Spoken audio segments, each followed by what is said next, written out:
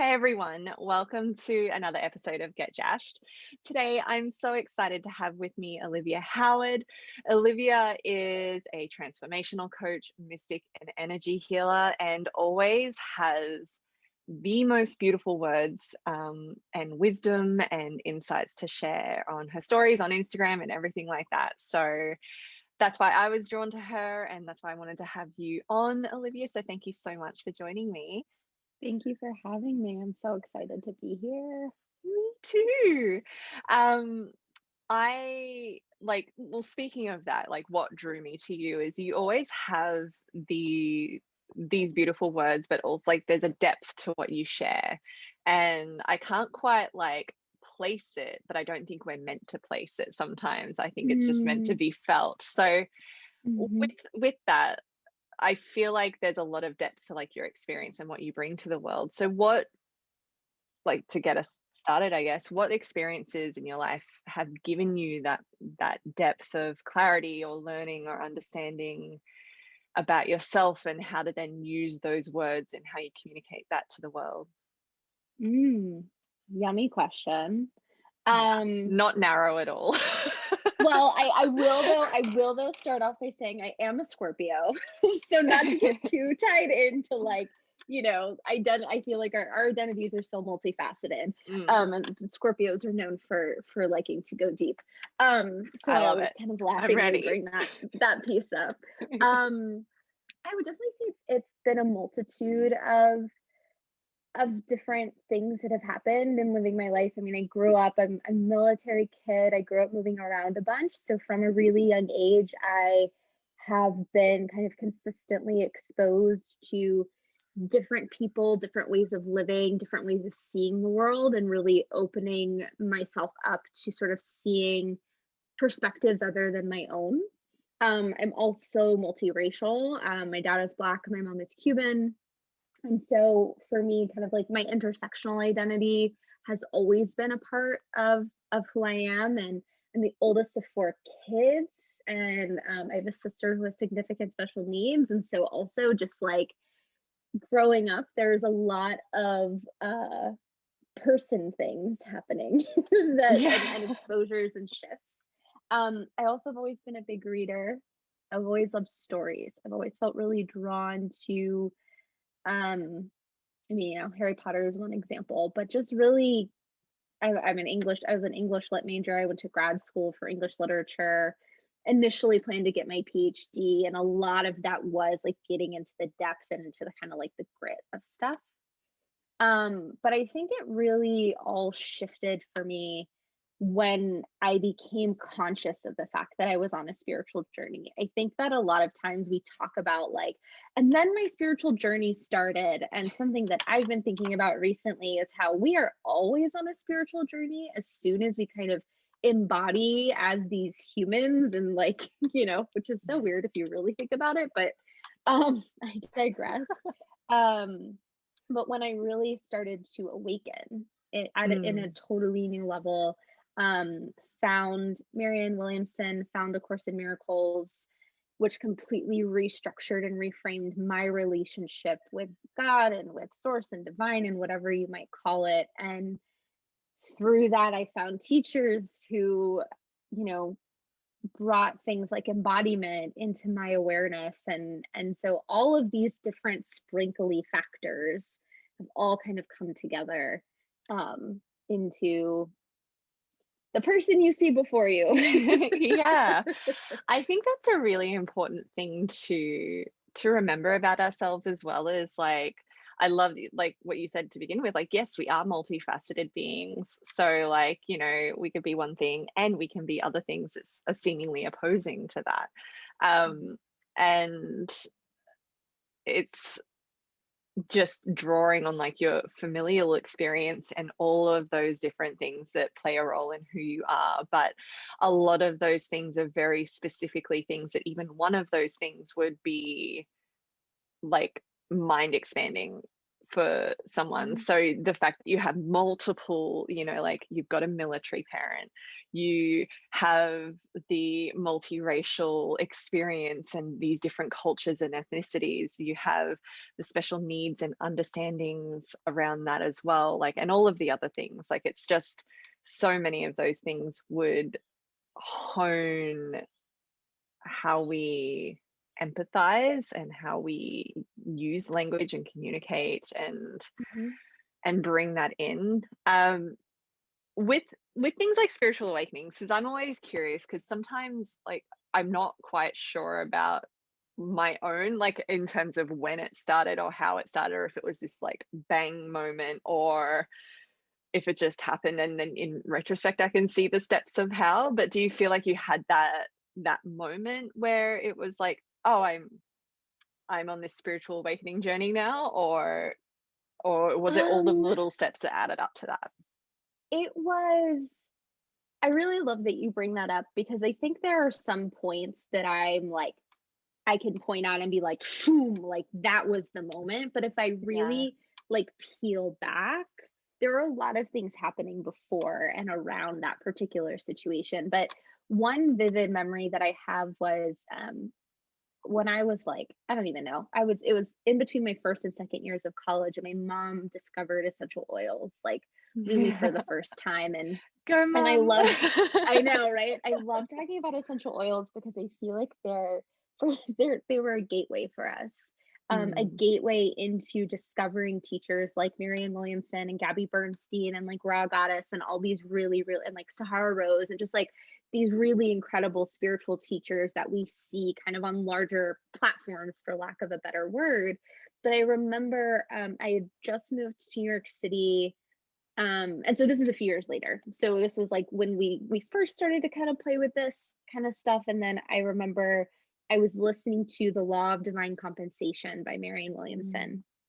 And at the beginning, she talks a lot about, she kind of pre-addresses um pushback that she, and I'm definitely paraphrasing, she says it much more yeah. eloquently in her book, but she essentially was talking about how people will come to her and be like, if God is real, then why is there, like, why do children starve, and if God is real, why is there war, and all these things. And Mm, she kind of responds and she's like, well, God didn't do that, humanity did that, and it's our job to clean that up, and we have free will. And she went off, and if oh my on the god. topic of free will, and like that we are here to save ourselves and God can only work through us, or universe, source, whatever you resonate with. But it stopped me in my tracks because it was the first time a concept of God or source had come into my consciousness that I was like, oh, that's what it is. I was raised Mm, Catholic. There were a mhm. lot of things like I get it, we yeah, can same. just I talk about Yeah. right? Like I don't even want to put energy into it, but there Yeah. are a lot of representations of what quote God was supposed to be, and I A just lot of was like, giving the power away also. Yeah. and like this idea that God is like a white man that lives in the sky, like I'm Mhm. sorry, I just don't buy it, like all of that kind of stuff. So it was Oh, the yeah. first time that this concept of like multidimensionality and an understanding of metaphysics and free will really like dropped in for me. Mm, And then within about a year or two of that, my paternal grandfather, so my maternal grandfather, my mom's father, he and I were extremely close, and he passed away pretty unexpectedly. Um, and it was definitely it was the first real significant death in like my immediate family. mm. Um, but when I tell you that that man came back as like the most loud spirit guide that you have ever encountered, like he just was like, I have not gone anywhere. Like the early days, the kind of messages that I would get from him and the synchronicities, and like it was just this constant like, okay, he's still here, like I'm not alone, like there's so much more going on here. And so that kind of paired with this sort of reconciliation I was having with discovering A Course in Miracles and all of that, Mm. I would say is really the start of my spiritual awakening. But then I would also say a year and a half ago, I read Mary Magdalene Revealed by Megan Watterson for the first time, and I like my whole body vibrated from like the awakening that came from that. So Yeah. it's a to answer your question in a very roundabout way, it is I a love it. long form, long process that Yeah. has these moments of just like, zoom. Yeah, it's like they're like the pillar moments that hold it all up, that Mhm, take us down into the deeper layers, but mhm. we're always kind of on that. If you're on that, you're on it, right? Like for me, it was like I've always believed in something more. I was raised Catholic also. So you get me. Yeah. Um, not strictly, so I was very fortunate in that way, but like, I never like there's that balance, and I love that you brought that in as well, of like I never liked the idea of giving my power away, but I also had this inherent belief that there was also something taking care of me, like it was the balance, and the whole the whole thing about like war, and people's arguments like, well, if God exists, like why does we have these things? It's like, well, accountability, like that's people choosing that, that's people. So it is like, when you said that, that was a reminder for me of going, oh yes. Like it is, but it's that belief of there is always something more, but these are those pillar moments of, whew, that, okay, Mhm. gotcha, and then when you're ready to hear more, that, and then so on and forever and ever. Yeah. And sometimes it feels like forever, especially once you're on the journey, you're like, oh my God, why? Again, you're like, again, I'm not Yeah. done with this. Like, okay, I get it's a deeper layer. Yes, Great. So glad. Thanks. It's fine. it's fine. It's fine. Yeah. Um, Speaking of like deeper layers also of like Mhm. being and showing up in yourself, because sometimes when we're on that journey too, it can be scary to kind of share those different layers. Like sometimes it's about the spirituality of it. It's like, oh, I'm on this journey, and using certain words um feel nerve-wracking or like scary or Mm, whatever it is, right? Like especially depending on your upbringing. Like, if you were brought up Catholic, for me, I was only mhm, pondering this morning, like I was brought up Catholic, not strictly, but it was there, and I was like, well, why? Like it's interesting because people seem so, when I see people so comfortable using the word like spiritual or God or like mhm, creating space for spirit, I'm like, I love that because it speaks to me. It's like, why don't I mhm, use that? Like it's just that understanding of mm, showing who you are as you're learning it, or as you're exploring it, or as you're discovering it also. mhm, So like, I mean, where I'm leading to with this, but like I'd love for you to share more like around your journey of coming out also, mhm. because was there a knowing about that for you prior, or like for how long prior? Because I imagine that there would have been prior, like you wouldn't have just been like, oh, this, and I just discovered it. So what was your experience there of expressing your truth and your voice in that? Yeah. So these are actually so deeply interwoven. The more that one of my isms is the closer I get to God, the gayer I get. Because Hello. there was a direct correlation to my spiritual awakening and my awareness of my own truth and my own, Mm, queerness. Queer is the term that I most identify with. yeah. Um, but that, I mean, there are a few different facets to it. Like I grew for me, coming out was very much a process of looking back when I finally kind of came into consciousness about this element of myself. And by come into consciousness, I mean I started to really learn to listen to myself. Um, it was a lot of me looking back on relationships that I had had or situations or things and then like and being like, oh, is that what that was? Like, not everybody thinks that or feels that way or like has romantic relationships with their 16-year-old best friend and like pretends like it's not happening that way. But for me, and another piece of it was college, my undergrad, I experienced some pretty intense like interrelational trauma. So there was a lot of my emotional energy at that point in my life was like dealing with PTSD and trying to Mm. just like function as a person. Which is hard And enough. which, right? I mean, still like Yeah. no PTSD, like existing as a human is quite something. Yeah. I'll oftentimes be like to my guides or whatever, I'll be like, whose idea was this?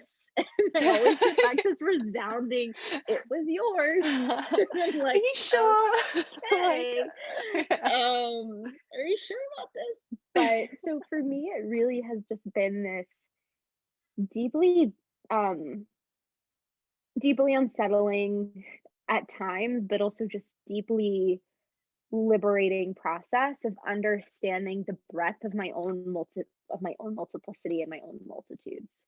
Mm, Um, because to me, there's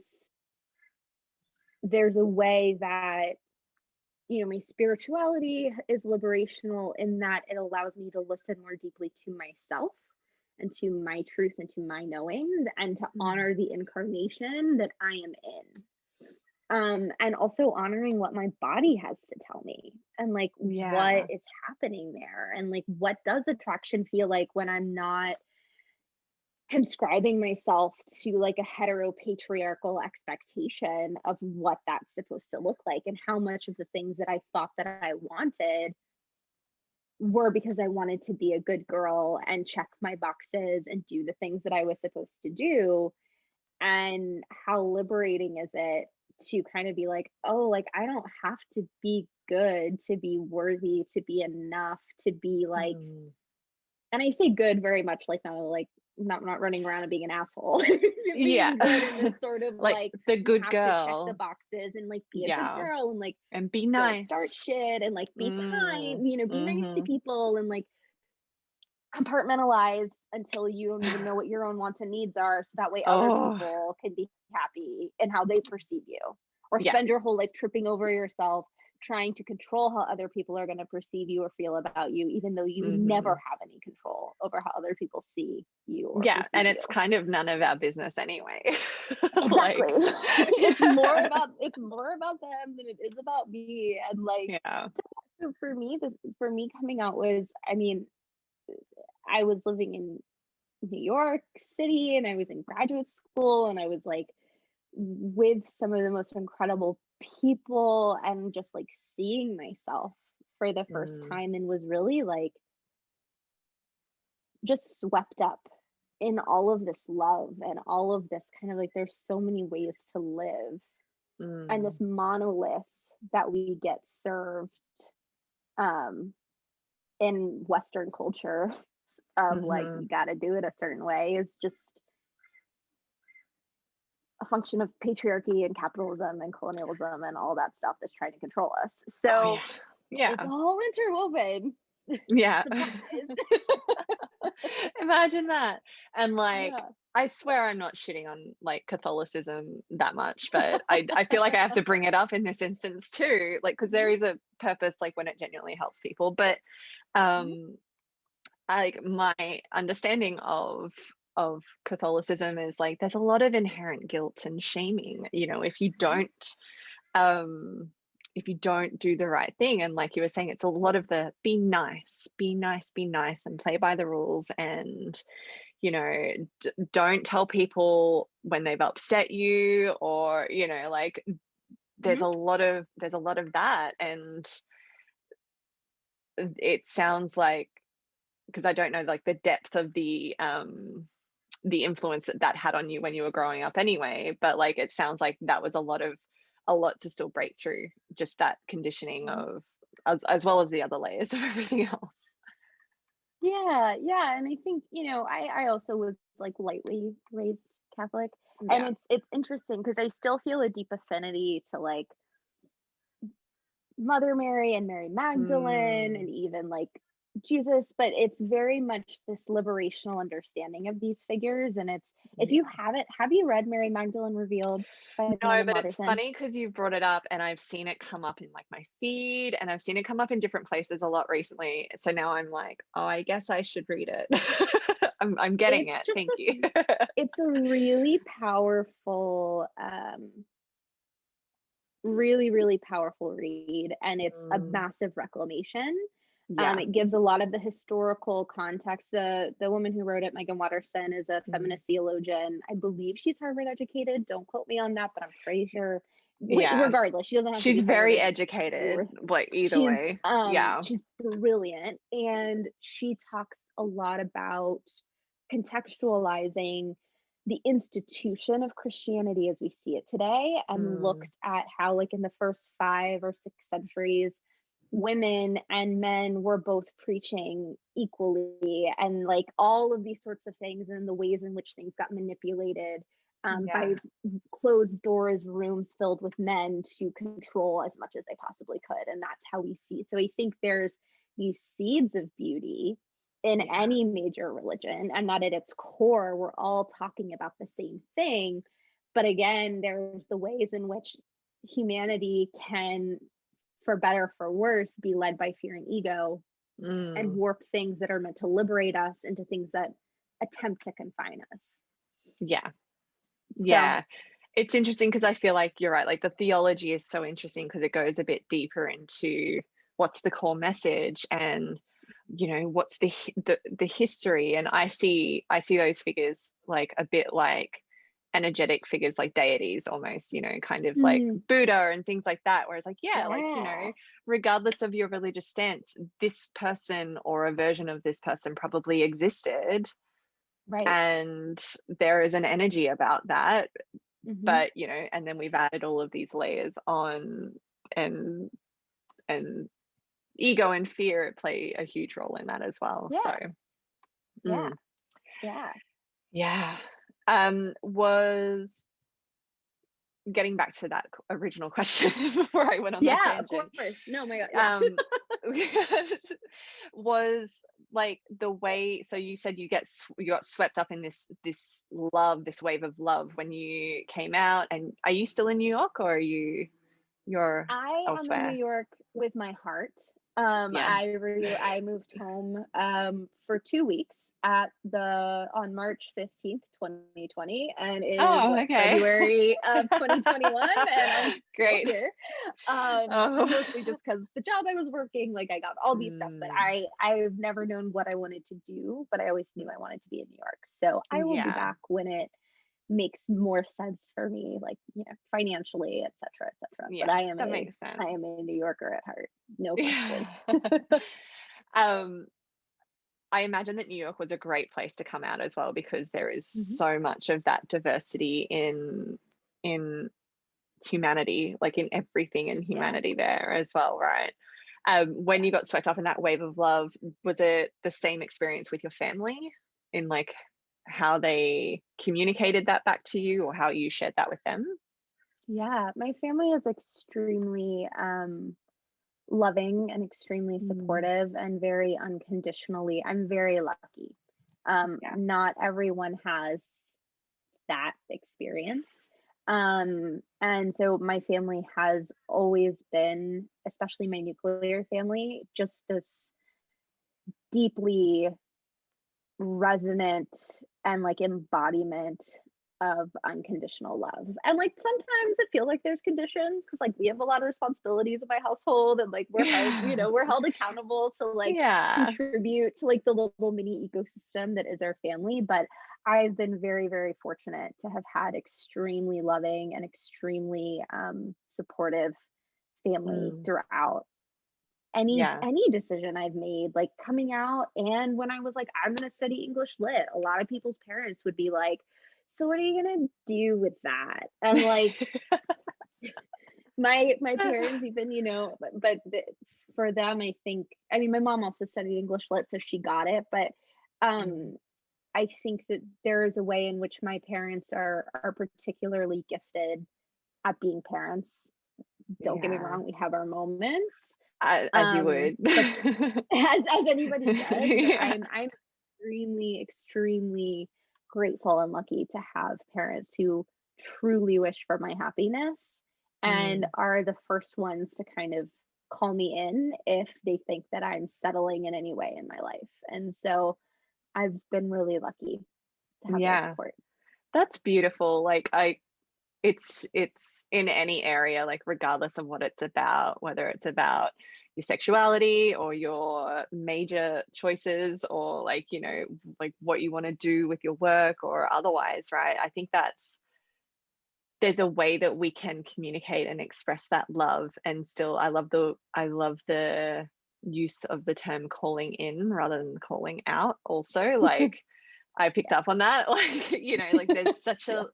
a loving there's such a lovingness to it, and there's a way that we can communicate that kind of love and affectation um and care that Mhm. still helps people, like that still kind of holds people to this highest vision for them, but without Mhm. the guilt or the shame or the fear or the anything else that can get laid onto. When, you know, I'm not a parent, but like I imagine that as a parent, like you want like your kids to do so well, and you know, like sometimes that can Yeah. come with the fear instead of just the love that's underneath it. Mhm. Mhm. Mm, Which is so much of that, like, that piece we kind of keep coming back to around just like part of that fear is just is being human, is just like yeah, not knowing and wanting the best for everybody. But yes, yeah, definitely lots of yeah. love. I love that so much. um how, because you mentioned also like you're multiracial, your mum Mhm. is Cuban and your dad is Mhm. black. Mhm. I was going to say, like, what was that like? But it just would have been like normal for you. So I'm like, better question, Jess, get a better question. What, like, how did those different cultures play a role in that upbringing and in that love? um it's interesting because I my parents were also very, very young when they met and fell in love. They have a very kind of epic love story that's also very, very human and very real. But they met really young, and my memories up until a certain point um are really just of this kind of cohesiveness. Whether or not that's what was Mm, happening with the grown-ups across the board in my life, I'm pretty sure it was, knowing the people, knowing my grandparents and our families and how they interweave. Um, but it was a lot of just like uh I mean, it's hard to even articulate because it's just mm, like you said, it's just kind of it how it was. yeah. Um, and is the intersectionality is just how we are. And there are, I think, some of the more significant memories that I have, not significant, but just moments where I was like, oh, were moments when like my mom is very white passing. Like she has blonde hair, like she's white Cuban, which is like totally fake, but she's super white passing. And my when my mom would come pick me up when I was a little girl, a Mm. lot of times I would get questions of like, oh, were you adopted? And I just Oh remember wow. like being so confused as to why anyone would think that my mother was not my mother. And this is a side note to say, if you're adopted, whoever your adoptive parent is your parent. Yeah. And I just remember being like 10 and being like, that doesn't make any sense. Like, of course she's my mom. Like, what do you mean? And I've had this similar experience with like I said, I'm the oldest of four, and my youngest sister is 17 years younger than me. And she and I are Wow. quite carbon copies of one another. Yeah. And so a lot of the time when I'm out with her, which isn't happening right now, obviously, but I guess it could be if I lived in Australia or New Zealand, but Yeah. that's a whole other That's beside the conversation. point, is you just be Um, trapped here that's instead. gonna, yeah. Great. But where people would refer to me as her mom, and I would see this Mm, similar kind of question mark in her eyes of like, how is it not obvious that our mother is yeah. our mother? And it's interesting because there's this desire I feel that people have to place you, and by you I mean me, in Mm, a category that makes sense to them. Like, oh, like, like when we learn about the psychology of our brains as they develop, it's like, okay, this is a square and this is a circle. And then you see a shape that's both of those things, and you're kind of like, I don't know what to do with this. Yeah. And so that's a lot of what like I got met with and continue to get met with, um, are these sort of like, wait, what? I would get questions like, what are you? Which I was always like, I don't know. I'm a human. What are you? Yeah. Um, so there's this kind of like, there's that, the being perceived piece of it, right? Mm. Like the perception and the othering that I don't identify with, but that's something that kind of can get offered to me as though like, oh, we can't place you, so your identity is other. Oh, And I'm like, yeah. no, there's more to it than that. So I think what my family unit has really done for me is been this beautiful, for lack of a better term, and messy and complicated at times, mm, uh, embodiment of intersectionality. Mm. Yeah. And again, I know we keep talking about like multiplicity, but Yeah. that is what we are. We are multiplicitous, and that is our incarnation as a family, is this multiplicitous, multi, what, how, whatever you want to put behind the multi experience. And so Mm. it's really kind of honed my own understanding of, I can be both, and I can be just one thing, I can be 65 things, like, and I might not always fit. Like I'm a Latina that doesn't speak Spanish like fluently. Like my Yeah. mom didn't speak Spanish. Like it's one of those things. And so there's complexity Mm. to that. So being raised for me in this household has, and by my parents, has been this kind of like, we live and breathe the intersectionality and the Yeah. multiplicity. And so when I'm kind of met with this attempt at placing me in a way that might feel Oh, yeah. comfortable, I kind of am like, no, you don't, it doesn't have to be one or the other. It can be both. Yeah. I think that's a real gift as well, in a way, because it's that inherent part of you, like, that Mhm. understanding of that multiplicity and like the multi-dimensional element of like being human Mhm. in all of the different arrays and aspects that could be. Like, that was something that you just understood because that was your experience, whereas other people kind of, you know get hit by the truck of it and they're like, wait, what? Like, and then Yeah. yeah. So I think that that's almost like it's a beautiful gift, because that's part of your gift with the world. And it's, like I mentioned at the beginning, it shows up in the words, like, and maybe that's part of the depth of the words that you have, like, it shows up in what you share, because you have this gift of allowing yourself to be all of that, any and all of that. Mhm. And that's an inherent, like, it sounds like, or it seems like it's an inherent knowing and part of you. So you're almost like that guiding light by just being you, if that Mhm. makes sense. Mm. You're like, I yeah. hear that, and I also feel very strongly that we all have, I believe that we are, for lack of a better word, incarnated in these bodies at these times for really, really specific Mm. reasons. And Mhm. I really believe that we are here to be channels for, and light, light bulbs for, whatever, Yeah. flashlight, you know what I'm trying to Yeah. say. Oh, It's something yeah. to do with light, but Yeah. to be that for one another, because we all are made of ultimately the same stuff. And so like Mm. in the spirit realm of it all. Yeah. And so I think that what's really beautiful is this, like, as we acknowledge each other's light, it brings out our own. And so it becomes this Mhm. kind of like domino effect, in the same way that Yeah. toxicity can be a domino effect, right? Like, Yeah. But it's for the betterment in so this instance. So, exactly, yay. exactly. And so I think that that's, yeah, so I fully receive that reflection, and I Mm. reflect back that it is just as alive in you as well. Oh, thank you. Um, so it's funny, well, not funny, but it's probably good timing that we're like having this conversation, because I know over there in the States at the moment it is Black History Month as well. Mhm. Does that feel like a prominent month of sharing that voice and sharing that experience of the history of Black culture and bringing that about, because I know it's important every other month of the year as well.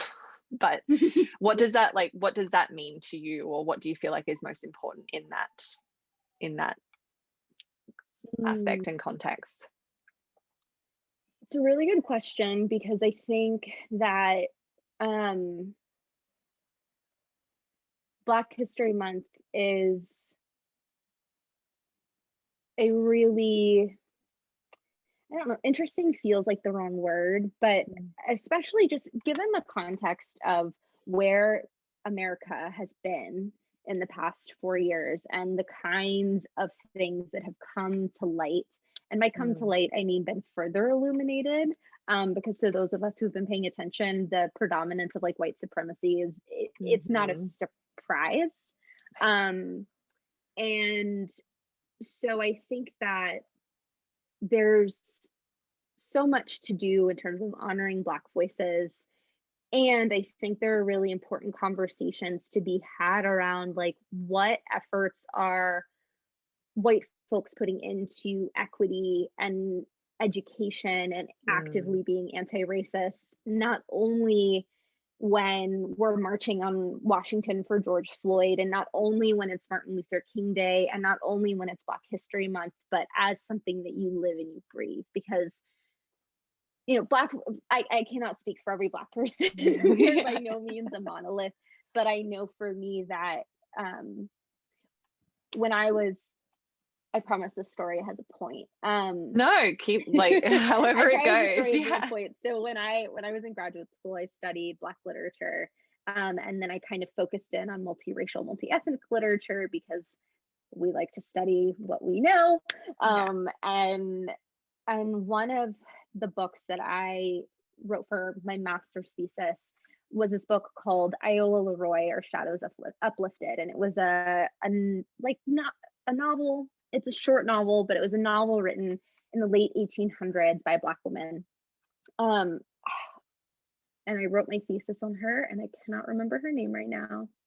It was 5 years ago. Forgive me. Yeah. Um, There's probably been a I lot of will. words and a lot of books since then. So yeah. But there's the premise is there's a young girl who is born and raised in the South, and she passes for white.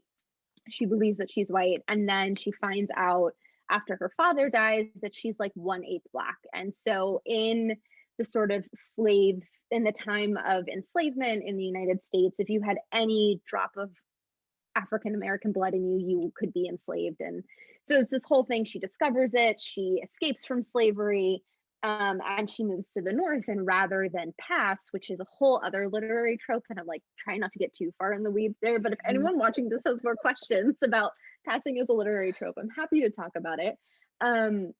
But rather than following kind of this traditional trope, which is the tragedy of like Mm. the woman who can pass, which is that she denies her Blackness in order to be accepted, this woman does the opposite, and she lives and completely embraces her culture, and she marries a Black man, like, and all of these things because she has this.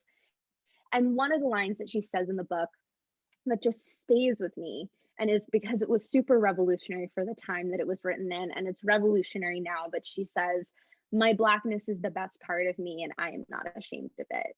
And I think that when we live in a country like this one, where there is this long history, that is surrounded by tragedy, Mhm. um, it can get really easy to be like, oh, but like that's the opposite of how I feel. And again, I can't speak for all Black people, but I believe that for the majority of us, that my Blackness is the best part of me. It is something that has brought me and continues to bring me so much joy and so much really lovely ancestry, and like some really amazing ancestors out there who helped me in my own healing journey and my ability to heal others. And so for me, this something like Black History Month isn't necessary for me to feel celebratory of who I am and Mhm. celebratory of who my people are and what we've done in this country and in this world. And I think that it's still nice to have these moments of remembering.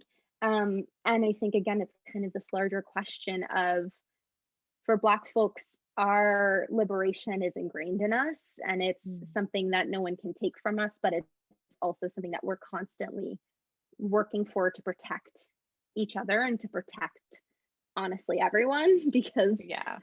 you know, and so I think it's, if folks really want to understand ways that they can move out of the performative allyship space into true allyship space, it's, how are you ingraining equity and education and Mm. reparations and all of these things into like the core of your business, or the core of what it is that you set out to do in the world. And so my long form answer to your I love long question, form as answers. usual, is like, Black History Month, I'm all about celebrating us because Mm. it's the best part of me. And there's a lot of work to be done by anyone who wants to be a true ally and a true like person that is pursuing and embodying the equity and the reparations and all of that. Those are kind Yeah. of my two main thoughts. I love that. Thank you for sharing all of that also. I do love long form answers, so like I'm guilty of them too. So thank you. um from like just listening to all of that, it feels like one of the biggest things that white people can do as far as their perceptions around like what equity really means is the understanding of the opposite of things like segregation is not integration. It's almost like Mhm. the opposite of segregation is celebration, and then bringing everyone up to that level. And like I'll admit, because I was raised just not knowing any different, like, you know, it was like the Mhm. very naive element of going, well, yeah, of course, like integrate because then everyone's equal. And like, you know, isn't that what we want? Like, you know, very naive thinking that it was like that simple and that that would solve Mhm. it. But like learning more and actually having an understanding of like legislation and, you know, more Mhm. adult understanding things, realizing that, yeah, it's not about the integration because then that asks everyone to get on the same level of what it means to be human, when it really is about celebration of what it means to be you, Mhm. whoever you are, and whatever Yeah. that makes up you and whatever you celebrate about you as well. Absolutely. And I think I would add to that, that it's celebration and it's like reparation and Oh accountability. yes, yes, You know, and I know you they are said the it, but next I just, steps. I No, see them as I'm glad. sort of Yeah. this like cohesive, because I really appreciate and acknowledge your point about like, oh, if we're just like integrating, we're not necessarily, I mean, you can look at it in like a spiritual, like, you know, we do our spiritual Mm, practices and we do our shadow work, right? Like, yeah. if you have something that you're really having to work through and work on, Hmm. and you have to sit with it and you have to look at it, and like you've done wrong to someone, or like something hasn't gone right, like Yeah. you, there has to be an accountability process Yes. for that in Yeah. order for things to shift. And so I think that that's something that there's an interesting amount of resistance to in some of the American collective, um Yeah. which, you know, Same here. whatever. Also, yeah. I was gonna There's say, it's there's not. a I lot know of it's not unique to the states. yeah. I know It's it's not like unique to the states. it's funny because sometimes, not actually funny, but like it's interesting because sometimes here it'll be like, oh, like, you know, that's America's thing, and it's like, no, it's not. Like there's so many issues. Yeah. But Yes. yes, thank you for Yeah. that. Yeah, it's the Yeah. celebration, and No. with the celebration comes the reparation and the actual Hmm. change that's Hmm. required, because otherwise this it's almost like the celebration doesn't mean shit anyway. Like it's Right. like that's not Right. enough. Yeah. Yeah. Yeah. Ah, thank you so much for sharing all of that perspective. I Thank you. love hearing it, and I love hearing it from like personal points of views also, because everyone is different, and like you said, like you can't speak for all Black people, but it's just speaking from you and what's important to Hmm. you. And it feels like that's a really important piece in being human, and like Hmm. and listening to other humans, is like, okay, what matters to you, or how do you see things, or how do you view things, like what's your perspective on this.